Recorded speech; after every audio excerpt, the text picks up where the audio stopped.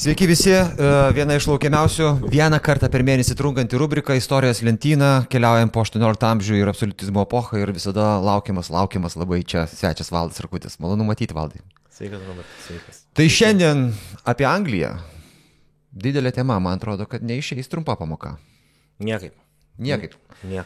Ir kur prasideda ta istorija? Nuo kurios vietos mes galėtumėm užsikabinti, kad suprastumėm, iš kur ta Anglija atsiranda apskritai? O čia įdomus dalykas, kad jeigu kitose valstybėse yra kažkokios tai atskaitos pradžios, tarkim, ten kokioj Prancūzijoje, tai ten koks Liudviko 14 iškilimas, ar ten dar bent Rišeljė, tai čia nėra tos atskaitos pradžios. Ir tenka, norint kažką suprasti, labai giliai žiūrėti. Nes valstybė, nors jinai vadinama ir šiandien konstitucinė monarchija, jinai neturi tos konstitucijos. Jie sudaro tas, reiškiasi, palaipsnis, toksai sluoksnių susidėjimas ant sluoksnių ir formavimosi sistemos palaipsniui.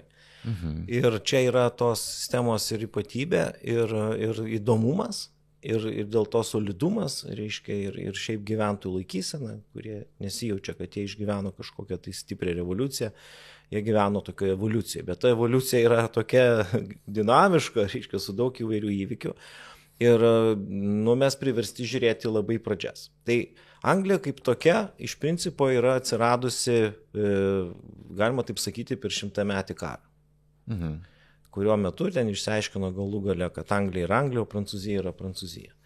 Ir nors tos, reiškia, valstybės ribos nėjo per vandenį, kaip kad yra dabar, Anglai visą laiką turėjo tam tikrą žemyninę dalį, kurią vienai per kitaip ilgą laiką dar palaikė, bet kokiu atveju tas centras jau toksai gravitacijos vis tiek buvo toje saloje, reiškia, ir Anglijos tas iškilimas, jisai turėjo kelis tokius labai svarbius etapus. Bet mes gal pradėkime pokalbį šį kartą nuo rožių karų, kurie turėjo įtakos valstybinės santvarkos formavimuisi. Reikalas tas, kad, reiškia, kada vyksta toks 100-metis karas, tai yra riteriam aukso laikai.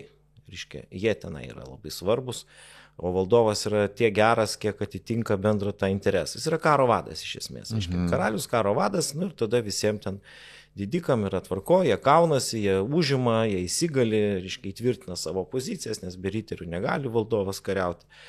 Bet, reiškia, kas atsitinka 15 amžiaus pabaigoje, įvyksta labai rimta dinastinė krizė ir vyksta kova tarp dviejų frakcijų, tarp baltosios ir raudonosios rožės.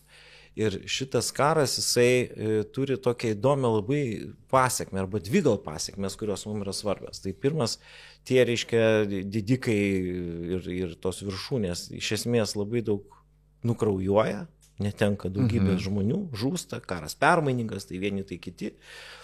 Tai Jorkai, tai Lankasteriai, reiškia, ir baigėsi tas karas to, kad įsigali Tudorų dinastija, kuri apjungia abidvi šitas frakcijas. Buvo raudona rožė, balta rožė ir Tudorai padaro rožę, kurioje yra ir baltos, ir raudonos spalvos. Ir dabar, kas svarbiausia, iškyla valdovas, o tie, reiškia, jau didikai, kurie yra ir jo parama, ir tam tikra prasme jo didžiausi konkurentai nesuinteresuoti, kad jis per daug sustiprėtų, nes karalių labiausiai varžo jo baronai, jie nėra labai stiprus. Ir tokiu būdu, reiškia, jeigu mes taip kalbėtume apie kokį nors ankstyvą absoliutizmą, tai kažkuria prasme Henrikas VIII būtų, reiškia, mūsų pirmasis absoliutinis valdovas, tokį labai panašus. Bet sąlygų absoliutizmui dar jokių nėra to pagrindo, reiškia, valstybė dar yra tik tai tokio formavimosi plėtros fazėje. Ir jo tas valdymas, jisai yra toksai išskirtinis, taip galima pasakyti, ir nelabai pakartojamas. Ta prasme, tai yra toks vienas monarchas, tokių mes esame turėję ankstyvaisiais naujaisiais amžiais, kur iškyla kažkoks stiprus valdovas, bet jisai negali turėti tęsinio, nes nėra dar subrendusios visuomeninės sąlygos, kad ta sistema egzistuotų 100 metų. Jinai tokia vienkartinė. Ar su mūsų istorija galima palyginti su kuo nors? Kad ir su tuo pačiu Vytautu, kuris padaro valstybę ir padaro sistemą, kuri neįmanoma išsilaikyti be jo paties. Jo nebėra. Kažkuria prasme būtų galima tą sakyti, nes Vytauto epocha iš tikrųjų Lietuvoje pralenkė laikus gerokai ir paskui po jo nebuvo tokių valdovų, nors problema gal yra truputėlį kita, kad mūsų valdovai praranda lietuvišką tapatybę arba jinai nueina į tokią egzotinę kilmės istoriją. Reiškia, nebeturi to to tokio gyvenimo. Pavyzdžiui, Lenkai mato Kazimiero Jogailaičio epochą kaip kažkokis aukso amžius, iš esmės. Taip, nes jis ten prisideda prie didžiųjų Europos karų. Nu, to aukso amžiaus nesimato, nors tarsi mūsų dinastija, bet jinai realiai reiškiasi nėra mūsų dinastija, jinai tik tai tiek, kad jinai prisimena savo kilmę. O čia yra tokie prieštaringumai, prie ko mes dar grįšim toliau ten nagrinėjant kai kurios projektus. Tai va, tai Henrikas VIII, jisai reiškia ateina ir sukuria tą sakykime, jau labai stiprios tokios centralizuotos Anglijos vaizdą. Aš jį gal net su Ivanu IV kažkiek, žinai, lyginčiau. Oprična, kruvina. Jo, jisai tokią tą turi tendenciją, bet... Įrodyti, kad aš esu svarbiausia šitoje valstybėje. Nu vien tai, kad žmogus sugeba sukurti originalią savo religiją. Taip, atsisako popiežiaus. Jo, tai jau rodo jo, reiškia, tokias galimybės.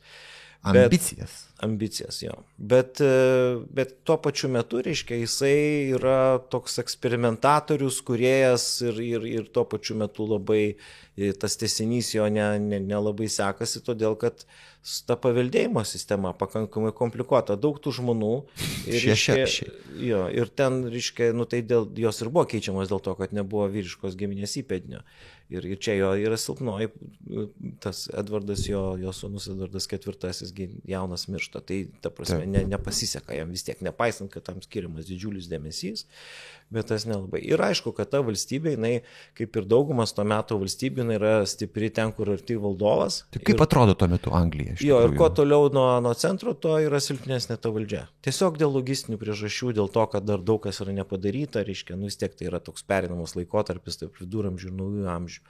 Tai čia, jo, na ir tuo pačiu metu jau matosi, vat, iš to čia, pavyzdžiui, tame žemėlapyje įdėjo kryžiukais yra pažymėtos vietos, kur karališka šeima medžioja. Medžioja tik tai čia. Niekur, kitur niekur. Nu, todėl, kad fiziškai nuvykti yra sudėtinga, o kitas dalykas palikti sostą tuščią yra dar labiau pavojinga. Nes jisai, reiškia, nepaisant to, kad tie didikai didelė dalis jų jau ten buvo žuvę ankstesniam periode, jis dar juos kišo į Taurį. O dėl ko panašumas su Ivanu IV. Reiškia, ir tokiu būdu jisai visus konkurentus tokiu būdu eliminavo, sustiprino savo asmenę valdžią, bet tas nedavė jam to efekto paskui, kad ta sistema galėtų toliau būti. Na ir aišku, tie regionai, kuriuose jisai veikia, jie iš karto yra ir turi problemų ir tas problemos yra religinės. Nes kada vyksta, reiškia, reformacijos amžius, tai ne tik tai yra reformatoriai ir katalikai, dvi tokios aiškios frakcijos, bet patys reformatoriai yra, reiškia, jie reformatai, jie yra įvairių rūšių. O Tomui Morui irgi galva nukirto Henrikas VIII? Nu, kiek aš žinau, taip. Taip gaunasi, kad, reiškia, tos visos religinės temos tais laikais buvo labai svarbios, nes tai netgi istorikų religinių karų amžius. Ir tas, reiškia, nu, tiesiog žmonės sunkiai gali sutapti. Nu, pavyzdžiui, airiai lieka katalikais ir tokiu būdu yra visada problema su Airija dėl skirtingų religijų. Ir neišsprendžiama problema. Nepaisant to, kad Airija yra pakankamai izoliuota nuo visos likusios Europos dalies ir tiesą sakant, anglai, jeigu turi tik tai sveikatos, jie tą Airiją gali kažkokiu būdu užimti, bet tas užėmimas neleidžia jiems ilgai išsilaikyti dėl religijos. Nu, tai yra dirbama prie to, kad, reiškia, jie turi savo parlamentą. Ir tas parlamentas, nu, kažkuria prasme leidžia bent jau jų aktyviai visuomenės dalį, jų didikam vis tiek tai rasti kažkokią tai vietą. Bet visą laiką tai yra silpnoji Anglijos dalis, jeigu taip jau kalbėti apie ją išsiplėtusią tokią, nes visą laiką jie ieškos kažkokių bendrų sąsajų su katalikybė, gins tikėjimą ir priešinsis, reiškia, su bandymu centralizuoti šitą kraštą. Taip pat su Velsu yra. Nes, aišku, lietuviai dabar jau gerai žino Didžiąją Britaniją, nemažai ten jų yra dirbę, bet šiaip Velsas, jisai iš principo yra netgi kitos kultūros kraštas. Jų kalba yra visai kita, reiškia, jie nieko bendro. Tai anglai tampa protestantais iš karališko užsispyrimo tokio.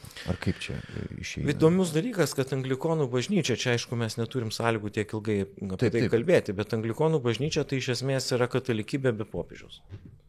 Viskas lieka, bet popiežius nesikiša. Karalius mes. Čia vat yra tokia ypatybė ir dėl to jie su tais jau tikraisiais protestantais, su ypatingai su radikaliom atmainom, tai jie labai nesutinka šitoje vietoje. Nes ta hierarchinė tvarka, dėmesys ne bendruomeniai, o viskupam ir visa kita, vis tiek pas juos gilieka. Tai va dėl tos priežasties, reiškia, jiem kartais sunku peržengti religinės sienas, ir ypatingai su škotais šitas dalykas pasakytina, nes škotai ten truputėlį pasimėtę iš esmės perina prie kalvinizmo. Tai iš karto kalvinizmas, anglikonizmas tai ir nesutarančios tos jėgos, jos kai kuriais atvejais gali susivienyti prieš bendrą katalikišką pavojų, bet šiaip iš principo tai nelabai. Na ir aišku, tas vis tik tuo metu dar 16 amžiuje Ispanija labai yra įtakinga, iš esmės priveda prie Anglijos ir Ispanijos didelio konflikto, kuris ilgą laiką ir dominuos. Tai va čia yra toks vieni katalikus atstovauja. Kita vertus, šitas, reiškia, jų, sakykime, sąsaja ir pačioje Anglijoje kalvinizmas įvairiom formom ten atranda savo vietą, jisai skatina anglus jungti su protestantišku pasauliu. Va čia tos sąsajos yra ir mums kartais tos ribos, tas vandens barjeras atrodo labai esminis, kai tuo tarpu tas skirtumas ten yra labai minimalus, nes laivų nuplaukti nuo Anglijos iki, sakykime, Niderlandų yra labai paprasta. Tai visai šalia iš tikrųjų ir vandeniu, kadangi judėti tais laikais buvo daug greičiau negu sausumant, tai mes visą laiką turime matyti tą pasaulį žymiai sudėtingesnį, negu su mums šiandien atrodo, nes mes linkę labai supaprastinti situaciją. Bet važiuojam toliau. Gerai, važiuojam toliau. Tai nesulaukia jisai ten su sūnu, tas sūnus miršta. Jo, bet, reiškia, ten po ilgo konflikto, nes ten jis turėjo daugiau tų dukterų ir jos ten tarpusavį stipriai kariavo, bet įsigali, reiškia, būtent ta protestantiška anglikoniška šaka ir čia yra Elžbieta I yra, sakyčiau, verta savo tėčio. Kurios jis nevertino, nes labai norėjo sūnaus. Jis jos nevertino, bet įdomus dalykas, kad jinai, kaip sakė, ištekėjo už Anglijos. Reiškia, tai yra moteris, kuri nusprendžia būti, prilyginta didžiausiom valdovėm, kurios buvo, nes tas, sakykime, mūsų toks tarsi tradicinis patriarchalinis vaizdas nieko neturi bendro su realybė. Reiškia, stiprios moteris visą laiką atrasdavo būdų, kaip valdyti. Ir kadangi jinai buvo teisėta paveldėtoja, o kitas dalykas, jie bijojo, kad pateks, reiškia, katalikų pastatyti kandidatai, o jie buvo labai ten konkretus ir labai kruvini kai kuriais atvejais, neveltui tie pavadinimai, daug kas gerdamas kruvinoje merį nežino, apie ką čia eina kalba, čia eina kaip tik apie Elžbietos konkurentę, karalienę Mariją. Tai va čia yra tas, reiškia, tas laikas, kada... Tai o kaip su to kokteiliu yra, ką jie geria tada? Tai yra degtinė maišyta su pomidorų sultimi. Esmė, istorinis kontekstas kokteilio, tai koks tada išeina? Tai jinai bandė įsitvirtinti ir ispanai, jeigu būtų armada pasiekus savo rezultatą, jinai būtų ten pasodinta ir tiesą sakant, tam katalikų pasaulį. Bet aš norėčiau dar grįžti prie Elžbietos, nes yra vienas labai esminis dalykas. Ką jinai daro, kaip jinai valdo. Jinai stipriai dirba prie prekybos. Yra valdovė, kuris supranta, kad Anglija gali būti sėkminga tik tai vykdydama didelę pasaulinę prekybą ir skatina tos prekybos sukūrimą kartais labai keistais būdais, pavyzdžiui, bendraudama su piratais. Tai čia yra tikras dalykas, didžiausi piratai buvo jos remiami, gavo serų titulus ir taip toliau, ir Francis Drake'as ir kiti, reiškia, garsūs žmonės, kurie iš esmės galėjo pakenkti ispanų sukurtai koloniniai imperijai labai stipriai. Nes tuo metu ispanai dominuoja pasaulyje. Taip, jie dominuoja visiškai, reiškia, ir jie sugeba tokiu būdu ne tik apsiginti nuo didžiosios armados, bet jie sugeba ir įsitvirtinti Karibo jūrų regione ir taip toliau, visokios tortugas įkurti ir kitus tokius mums labiau žinomus dalykus. Tai šita karalienė sukuria karalienės, kuri globoja amatus prekybą ir tuo metu, o tai susijęs su naujų žemių atradimu, su kovom dėl komunikacijų, su resursais, su kitais dalykais, jinai sukuria labai sėkmingą sistemą, kuri iš tikrųjų niekada ir nedings iš Britanijos to pasaulio. Tai turim dar vieną pradžią Anglijos tokią. Tai užtat yra, sakau, negali pasakyti, kad jau tas ir jau paskui jau po to viskas buvo, ne. O ten kiekvienas savo kažkokį indėlį įdėjo. Ir natūraliai jinai stengiasi dirbti su parlamentu, nes parlamentas yra tam tikri atstovai ir didikų atstovai, ir tų pačių prekybininkų atstovai ir taip toliau, nes, pavyzdžiui, pas juos labai išryškėjo 16 amžiuje tendencija, kad Anglijos didikai užsiima verslu, ko kitose valstybėse ten draudžiama buvo ir panašiai, pas juos, reiškia, yra truputėlį susieina šitie dalykai. Ir čia tada atsiranda galimybė finansuoti įvairias ekspedicijas ir tokias iniciatyvas privačias palaikyti. Vat Anglijoje yra labai būdinga, kad jie remia kai kurias privačias iniciatyvas, tokios pusiau valdiški dalykai, reiškia. Ir tada jie, aišku, tokį valdovą remia, tas sąjungas su verslu ir apjungimas didikų su, sakykime, su miestiečių luomu, jis duoda efektą. Tai va čia yra jos sistemos tam tikri dalykai. Geras. Armada. Tai armada jinai yra, reiškia, iš tikrųjų labai rimtas bandymas užkariauti Angliją. Tiesą sakant, nedaug trūko, kad jiem pasisektų, nes jėgos buvo iš tikrųjų didžiulės sukauptas. Ir buvo tam ir tiem laikam toks, kaip ir pretekstas, tai vis tik tai buvo kandidatai, Ispanijos kandidatai iš karališkos šeimos, kurios rėmė. Taip. Reiškia, negali sakyti, kad čia viskas buvo labai neteisėta. Bet čia daugiausiai vis tik suveikė tas anglų laivų, reiškia, geresnis išnaudojimas artilerijos, geresnis manevravimas, reiškia, ir aišku, oro sąlygos, tiesiog nepaėjo. Čia toks, taip yra, bet visą laiką plauki per tą kanalą, visą laiką gali ten visai pasitikti. Ir tie planai jų yra. Bet šitas klausimas nėra toks lengvas. Aš mačiau ir keletą filmų, kaip jie pristatinėja, tai aš taip supratau, kad visi sensacijų ieško. Iš tikrųjų reikia matyti kompleksą visų priemonių. Šitame žemėlapyje gerai matosi tas atstumas nedidelis, apie kurį jūs kalbėjote. Taip. Visiškai čia prie pat. Visiškai. Reikia įsivaizduoti, kad ispanai plaukia ne tik tai iš Ispanijos, bet ir iš Ispanų, reiškia, Niderlandų, tai iš vis šalia yra. Taip. Tai jie čia galėjo, reiškia, ir visai taip padaryti rimčiau, bet tuo metu jau vyko karas tarp Ispanų ir Niderlandų. Reiškia, tai va, tas karas jisai kažkuria prasme ir trukdė jiems išnaudoti šitą bazę, kuri buvo visai patikima. Čiagi netoli yra, visai keli kilometrai. Bet čia kažkoks yra vis tiek laiko ratas, tasme, kad tos naujos imperijos, naujos galybės iškyla tų esamų kažkokiame šešėlyje, kaupiasi, stengiasi, kenčia, kovoja ir galų gale vis tiek tie, kurie viešpatavo, yra nuverčiami. Bet aš filmus apie gamtą kartais žiūriu, reiškia, kaip vyksta ten tas senas patinas, globoja patelių būrį ir ten tas jaunas patinas, reiškia, jisai tai pradžiai gerbė tą vyresnį, bet vis pabando jėgas, reiškia. Kol galiausiai? Arba pavyksta jam, arba jisai žūsta, reiškia, visai čia gali atsitikti, bet tas, reiškia, žmonių ir tautų palyginimas ir gyvūnų, jisai kartais leidžia suprasti tos procesus. Nes Ispanijos didžiausia problema yra tai, kad jie turėdami didžiausią potencialą nesugeba jo tinkamai panaudoti. Jie neinvestuoja savo uždirbtų pinigų į kažkokias tai sėkmingas, reiškia, sistemas, jie tiesiog palaiko tą. Sėdi, kaip sakant, prie aukso upelio ir jiem gerai, reiškia, ir to tobulėjimo tokio nėra ir tokiu būdu tokie maži ir bet plėšus, reiškia, naujieji žaidėjai, jie juos palaipsniui ir išstums. Bet nes kaip pagalvoju, tai nėra iš vis ne vienos imperijos, kuri būtų viešpatavusi amžinai, nesvarbu, ar būtų ten kokie nors romėnai, ar būtų egiptiečiai, ar majai, ar ten, nežinau, buvo Pax Romana, Pax Americana, irgi dabar tokia, netrodo puikiai išnaudojanti savo galią. Kiekviena sistema, jinai turi savo 3 periodus, tai yra kilimo, augimo, klėstėjimo ir silpnėjimo ir žlugimo. Taip. Tai čia tas paprastas dalykas, kaip žmogaus gyvenime ciklas. Yra. Gamtos tam tikras ciklas, bet tas ciklas gali būti sėkmingesnis, gali būti visiškai nesėkmingas, nes yra, kurie niekad ir neužlipa iki to klėstėjimo. Ir aš netgi Lietuvą matau, kuri dabar akivaizdžiam kilimo buvo tam periode. Ir mano supratimu mes pasiekėm klėstėjimą, bet tuo pačiu metu, kada mes pakrečiam klėstėjimą, mes išgyvenam baisiausią nepilnavertiškumo kompleksą.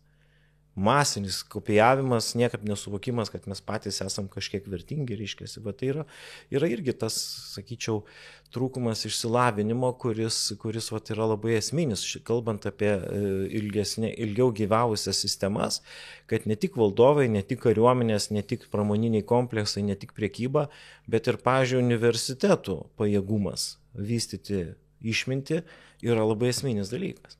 Nes tu negali padaryti nei sėkmingos kolonizacijos, nei sukurti kažkokias tvarias sistemas, jeigu tavo tos skirtingos šakos nesueina į vieną. O pas mus sueina ar nesueina? Nežinau, aš nesuprantu mūsų švietimo sistemos universitetų, reiškia tas bandymas pavyti kažkokį tai lygį, užmirštant, kad mokslas turi tarnauti visų pirma savo kraštui. Jis yra kosmopolitinis pagal savo prigimtį universitetas, bet jisai turi duoti tiesioginę naudą kraštui. Tai pas mus šito suvokimo nelabai yra. Ir, pavyzdžiui, mes visiškai neperginam, kad mūsų vaikai masiškai važiuoja mokytis į kitas šalis ir ten lieka. Tai tėvai net nori turbūt, kad tai būtų. Tai tėvai nori, bet ir valstybė, pavyzdžiui, nemano, kad tai yra blogai. Tai ką tai reiškia? Tai reiškia, kad geriausi protai nulašės. Tai tada provincialėjimo procesas akivaizdus ir jisai neišvengiamas. Tai čia mes turim dabar vis tiek grįžtam prie Anglijos. Tai ten pas juos ta sistema, jinai nors ten su labai tokiam įtampom, perversamais rūmų ir ten kovom visokiom sąmokslais, ten didžiuliai sąmokslai tuo metu vyksta. Bet iš principo reiškia, tas vystimasis šitos sistemos harmoningai visose srityse ir bendradarbiavimo tiltai, kurie atsiranda šitoj valstybei, jie leidžia jai net ir labai sunkiom sąlygom lipti viršų. Ir Anglija jau 16 amžiaus pabaigoje jinai išvengia, pavyzdžiui, religinių karų didelę dalim tokių, kaip kad Prancūzijoje tuo metu vyksta. Reiškia, jie stiprėjanti valstybė yra akivaizdžiai. Bet tas prisirišimas prie tos karūnos, reiškia, jiems dabar ir pakiškoja. Nes Elžbieta ištekėjo už Anglijos, vadinasi, vaikų neturi, dinastija jos baigėsi ir tada jie pradeda Stuartų dinastiją, kuri reiškia, kad atsiranda kažkoks vienas daiktas tarp Anglijos ir Škotijos. Taip, bet mes dabar kalbėjom apie Angliją, o kaip su ta Škotija? Taip, kas ta Škotija? Kas ta Škotija? Tai škotai yra tauta, kuri kalba gėliškai, dar ilgą laiką, iki 16 amžiaus dar karaliai mokėdavo kalbėti šitą kalbą. Tas jų suanglėjimas įvyksta šiek tiek vėliau.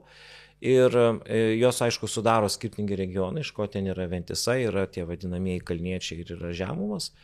Tai Lowlandas ir Highlandai, tai va čia tos rytis yra, bet 16 amžiuje Škotija yra iš esmės nepriklausoma valstybė, turi savo stiprią Stuartų dinastiją ir padaro didelį progresą.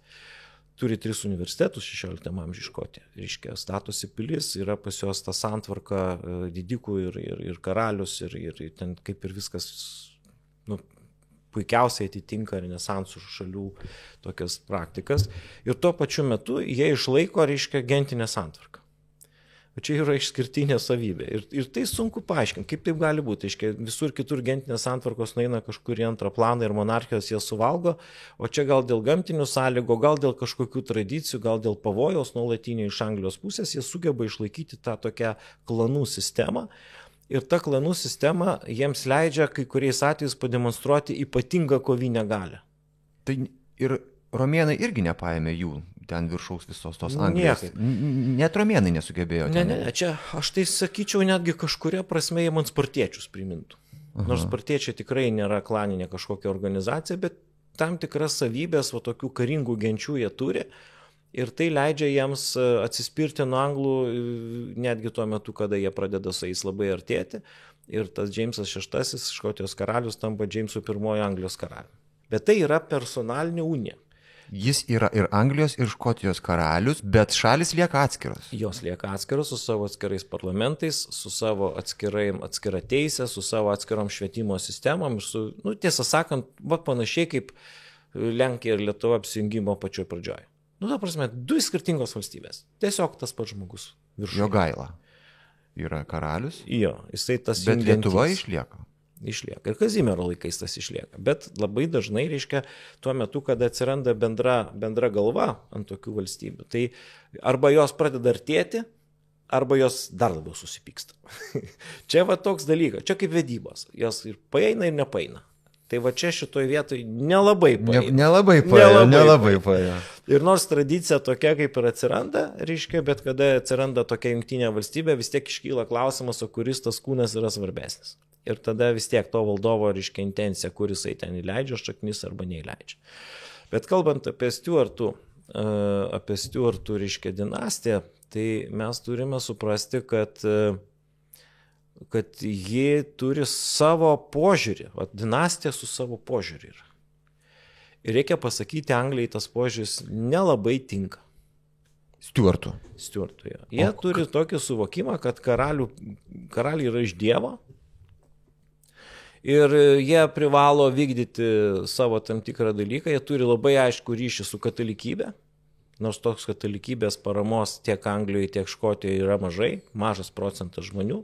Kalbant apie Škotiją, tai jos rėmė dalis didikų ir dalis kalniečių. Vat tokie du regionai. Tai stiuartiška yra čia tokia, yra rusiška primena tą, kad karalius nuo Dievo, monarchas nuo Dievo, jūs būkit ramiai. Ir jisai tas, reiškia, tai Škotijoje ten kaip ir jiems viskas tvarkoja, tas valdovas teisingai gimęs ir ten tai jau įsitvirtinus tą dinastiją rimtai. O Anglijoje, reiškia, jo šitos tokios tiesos, jos smarkiai kertasi su Elžbietos politika, kur karalius atstovavo labai aiškiai prekybininkų ir tų prekybą susirūpinusių didikų interesus. Ir tas prisirišimas katalikybės anglikonų bažnyčios valdomam kraštui yra peilis. Aiškiai. Ir jis visą laiką įtariamas, kad jis ten su kažkuo tai šnipždasi, reiškia, ir dar ten visokių dalykų. Tai dar, sakykime, tas dar pirmasis, tas karalius, tai gal mažiau. Jis ilgai valdo, gal kažkuria prasme karalius stabilizuoja situaciją, reiškia, vis tiek ta valstybė vystosi, parlamentas posėdžiauja, nėra čia taip viskas labai blogai. Bet kada valdyti pradeda jau sekantis Stiuartas, tai konfliktų daugėja. Ir va čia aš labai palyginčiau tą, reiškia, reiškia, Karolį I Stiuartą su mūsų Zigmantu Vaza. Kažkoks atsiranda, jis nesugeba užmėgs kontaktų su tai žmonėm. Jisai, reiškia, vis tiek stumia savo tiesą bet kokiu atveju, reiškia, bet kokį, nėra jungiantis žmogus. Bet jisai turi savo liniją kažkokią, jisai daro, jo negali nuversti, kadangi jisai teisėtas karalius, viskas taip kaip ir būtų gerai, didikų ten dalis ypatingai, reiškia, gal vidutinė tokia bajorija. Pas anglus yra dviejų tipų. Yra ta tokia aukštoji, reiškia, ir tas gentry. Tai gentry yra tokie, aš žinau, kaip juos pavadinti, net nėra pas mus atitikmens. Tai yra tokie smulkūs savininkai. Bet tie smulkūs savininkai, gentry, jie iš tikrųjų, paskui taip ir vadina pagal anglų tą, bet jie čia vaidina šitoj valstybėje didelį vaidmenį. Reiškia, bet yra ir tie senoji ta aristokratija, kuri iš esmės augina vis, reiškia, ir iš to pelnosi, nes tuo metu Britanija jau tampa tokia visiškai 17 amžius, tai visiška kolonijinė sistema, kuri gyvena iš to, kad, reiškia, žaliavas gauna iš kažkur, tai jau patys pardavinėja gatavą produkciją po visą savo tą teritoriją, kuri tuo metu pakankamai nemažai yra pagal metropolijos dydį. Na ir jisai sueina į konfliktą su parlamentu. Va šitas parlamento konfliktas su karalium, jisai turi ir religinę tam tikrą dalį ir dažnai susijęs su asmeniam karaliaus savybėm. Ta prasme, žmogus nesugeba suburti aplinkui save žmonių. Nes monarchija turi tą esminį pliusą ir esminį minusą. Pliusas yra toksai, kad tas valdovas nekvestionuojamas. Iškia, niekas jo taip lengvai nepakeičia, ne prezidentas. Ir taip kaip pas mūsų valstybėje dabar ten vyksta vyriausybės ir prezidento kova. Dėl to neina padaryti ilgalaikių projektų, nes vis keičiasi ten viskas. Tai čia yra jo kaip ir privalumas. Bet kitas dalykas, jeigu tas žmogus turi asmeninės savybės, kurios neleidžia būti virš, neleidžia būti tokiam aukštam valdovui, tai bėda. Ir tas iš esmės, aiškia, nieko negali tada padaryti ir tai privedė labai greitai, kiek jis ten pavaldė kelis metus, privedė prie konflikto. Prie karo iš esmės, prie pilietinių karų. Aišku, dalis visuomenės palaikė karalių, dalis palaikė parlamentą, kova buvo labai žūtbūtinė. Tas pavadinimas man visą laiką, reiškia, tie, kurie rėmė karalių, vadinami kavalieriais. Skamba gražiai. O tie, reiškia, kaip čia apvaliagalviais ar kaip ten, reiškia, tai tie jau kiti kovotojai. Ir paskui jie sukūrė dar tokią kariuomenę, jau čia Cromwellis kaip parlamento, reiškia, pastatytas lyderis, geležinė šorė, Ironsidai, kurie, reiškia, jau su tais kavalieriais ten kariauja. Ir tiesą sakant, ilgą laiką tai pusiausvyra yra ir vienoje ir kitoje pusėje. Kraštas tikrai skyla per pusę. Dar tame visoje kovoje yra dar visokios kitos grupės, kurios remia vieną arba kitą pusę priklausomą kaip jiem geriau, tai tie, sakykime, radikalūs krikščionys reformacijos metu atsiradę, kurie, reiškia, irgi ten kartais ten būna. Na ir šita kova pasibaigė parlamento pergalę. Ir dar kas labai ypatingai, reiškia, ne tik parlamento pergalė, bet ir karaliaus galvos nukirtimu. Bet jam nukirto galvą. Tai va, tai Karolis I arba Čarlzas I, jisai yra tas valdovas, kuriam nukertama galva ir čia yra galvos nukirtimas yra visam monarchų pasauliui labai blogas ženklas. Iš esmės, kada tu pradedi kirsti galvą savo karaliui, tu tampi priešų viso monarchijų. Nes monarchai, kadangi jie tarpusavį dar ir užmesga ryšius, jie yra kažkuria prasme tokie ne tik tai vienas su kitu konkuruojantis, bet kai kuriais atvejais ir susitariantis. Taip. Dažniausiai vedybų ten būdu, bet reiškia tas pasaulis, kadangi vieni su kitais vedasi, jis kažkuria prasme garantuoja tam tikrą kažkokią tai stabilumą pasaulyje.